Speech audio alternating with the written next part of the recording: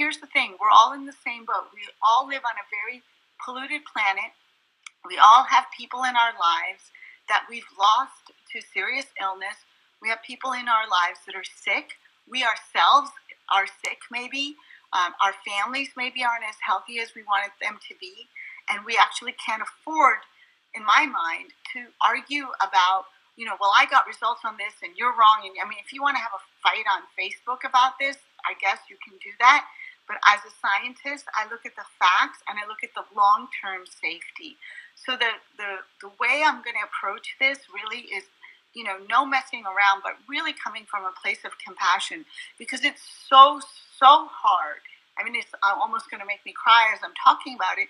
It's so hard for people to make the right choices today, because the wrong choices are like all around us, and it takes a certain amount of initiation energy and commitment to your health. So the first question is, what is the history behind the keto diet? Where is this coming from? How did it evolve? So, first of all, in our history as human beings on this planet, as Homo sapiens on this planet, we have had to deal with starvation and serious infectious diseases.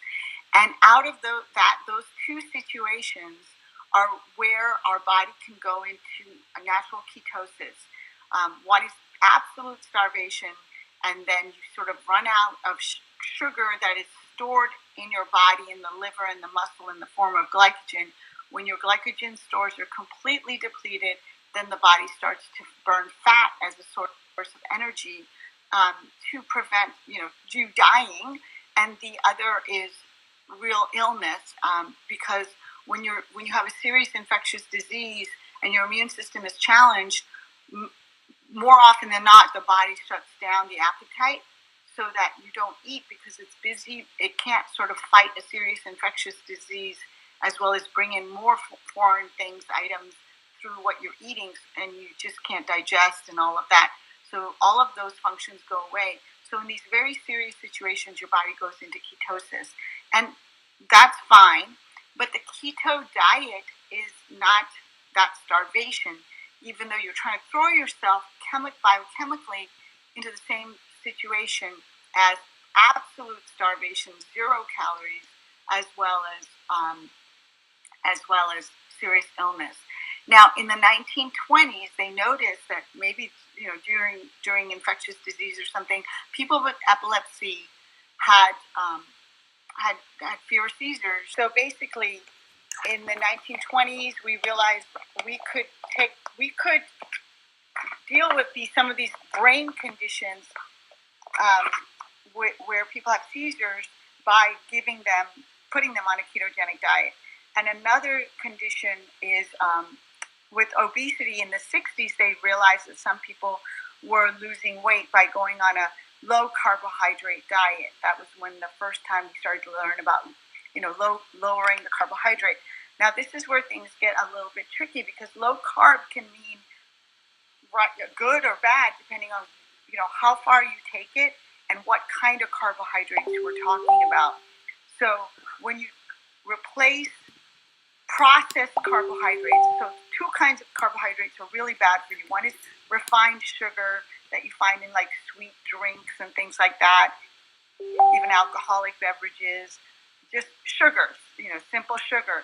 And the other is processed refined carbohydrates. We're talking about breads, pastas, crackers, donuts, all these things. So when you take refined sugars and carbohydrates out, almost anything you eat instead to fill your belly is going to be better, because those 2 things really mess up your insulin regulation. So they started to see this effect. Now, recently, there's just been this huge surge of keto diet, and that basically people are saying, oh, well, I want to eat something. I want to be able to eat bacon and eggs, because who doesn't like bacon and eggs? And if I can lose fat by doing that, then I'm going to do it. So keto is popular not because it's a better diet. It's popular because people get to eat high-fat foods in large quantities, and we just love to do that. We just love to do that. And so that is the popularity of ketogenic diet is not that there's lots and lots of research papers out there. In fact, there's none saying that the ketogenic diet is a safe long-term diet. It's basically the popularity comes from people like avocados. Even if you do a plant-based version, oh, I get to eat 4 or 5 avocados a day, sign me up. So that's kind of where we are today with the ketogenic diet.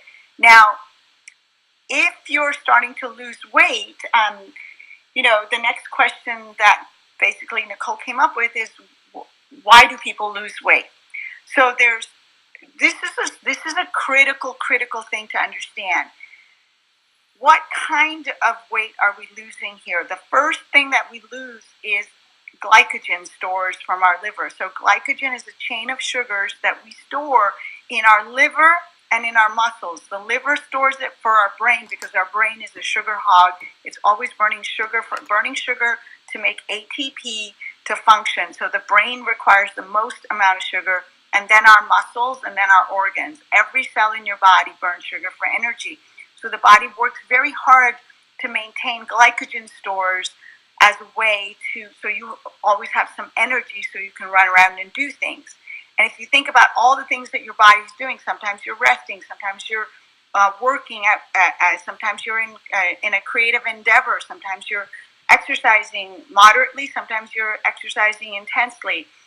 Whatever you're doing, these are all different kinds of functions that the body has, and it needs sugar. So that when you lose glycogen is a very heavy when you burn through all the sugar in your body because you've stopped eating carbohydrates, then what happens is that there's a lot of water on those glycogen molecules. So the first 6 to 8 pounds of weight loss is not fat loss. It's glycogen loss. What's the benefit of glycogen loss? There's no benefit. In fact, it's harmful to your brain and your organ tissues to lose glycogen. So then what happens after that? Why do people get weight loss after that? Well, because you've now, without any sugar, you have stopped the red blood cells in your body. So if you look at some of the advertisements for ketogenic diet, what they're saying is that your body adapts and it can burn fat. Well, certain cells cannot adapt. Your red blood cells don't have mitochondria, so they can only function on sugar. They cannot function on fat. What do red blood cells do? They deliver oxygen to your body. So if you stop oxygen delivery to your body, what do you think is going to happen to your body?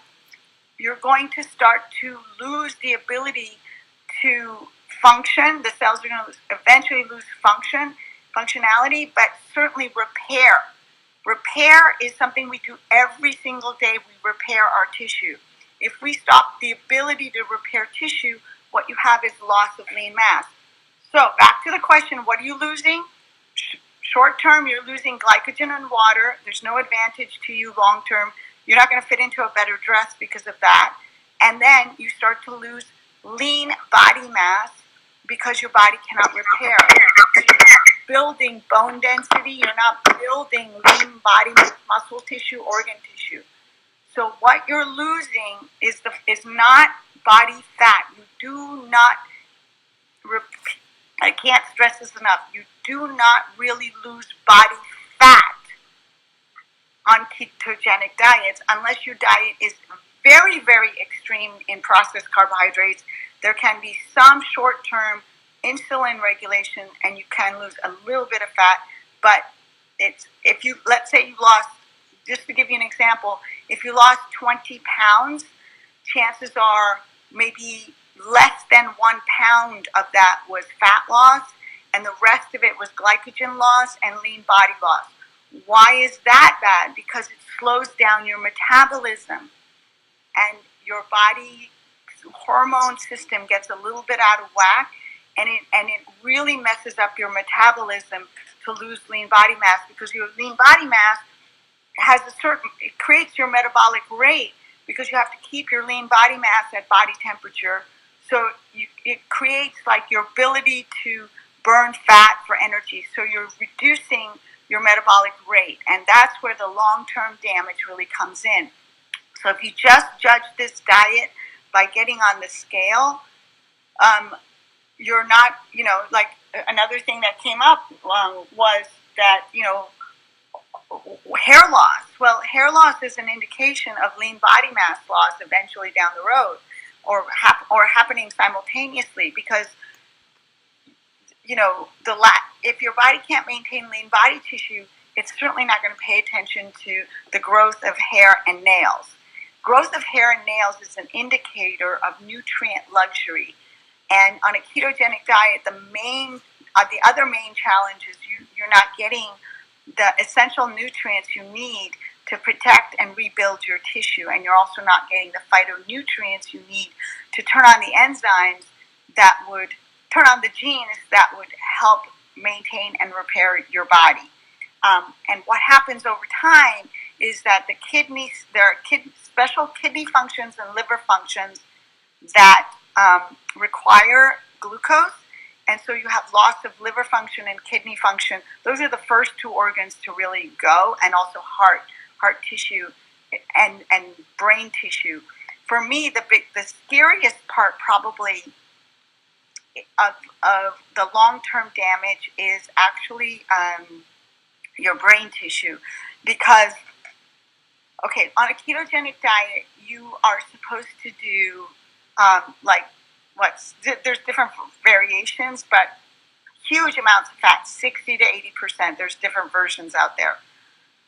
If you do as little as 30% of your calories coming from fat, this has been a seminal study that's been done by Plotnick and Vogel, like with eggs. If you get 30 to 40% of your calories from fat in a single meal, immediately your triglycerides go up. That's not good for your circulation. It starts to create plaques in your arteries. But B, what happens is you reduce blood flow to all organs. So now you have two different ways of slowing down blood flow to your organs. One is your red blood cells aren't working because there's no sugar. And the second is the high fat is literally creating a plumbing problem, and your blood flow through your arteries and veins is 40% slower, and that effect lasts up to 6 hours. So without the blood flow through your brain, what you're setting yourself up is long-term brain tissue damage that is the foundation of Alzheimer's and other forms of dementia. And that part really, really scares me, because we hear about the heart disease. We hear about, my mother died of dementia, and there was I studied Alzheimer's actually as a researcher, and whether you have vascular dementia itself is literally, it happens from the arteries not delivering enough oxygen to your brain. So you're slowing down the oxygen delivery to your brain on a ketogenic diet. Now, having said all of that, are there any benefits to any condition?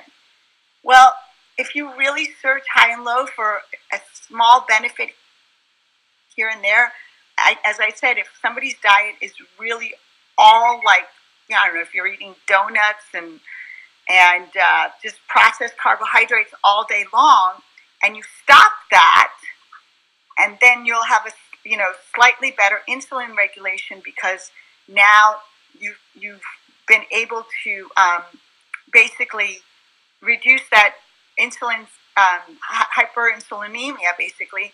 Then you can get a very short-term benefit. But this is all happening at the same time that you're depriving oxygen to the brain, depriving oxygen to your other tissues. Your red blood cells aren't working. Your liver is starting to lose function, and then you're starting to break down your lean body mass, your organ tissues, and your bone density is reducing, and that's the weight loss you're experiencing. So there is no real positive. I've scoured the online papers, that are available. I'm not talking about other people's opinions. I'm actually talking about real research articles. And at best, all I could see is that there might be a short-term insulin regulation, but there are better ways to get to that. And that is something that I've been interested in for a long time. And Nicole and I have been involved, along with many other leaders, with a program that I wrote a while back that really looks at the long-term benefits as well as short-term benefits. You know, short-term benefits are fun because it keeps you motivated. It makes you want to keep going. So I believe in short-term benefits, don't get me wrong, but there's a better way to get to the results that you're looking for without damaging yourself and actually getting rid of body fat. That's what we really want to get rid of, is body fat, visceral fat. Like that fat is not doing us any good. And so you really want to focus on what's going to help us reduce that body fat. And Nicole and I are going to go live again next Monday to present to you a program called Shred 10, where we talk about how you can get there from here safely, and it can sustain you for the rest of your life as a lifestyle. I really appreciate everyone's curiosity in coming on, because this is a big deal. You know, we are facing a major food crisis and challenge. Malnutrition. People are getting enough calories, but they're malnourished more than ever before. And we need to change things around and turn it around for ourselves in our personal lives, and then maybe become ambassadors for the message, if that should be your calling. So we'll leave it at that. I don't want to take up too much time, but we will post a lot more resources here on this page. And we'll post the talk we'll do next Monday to present to you a plan that is much more sensible and based on real solid research.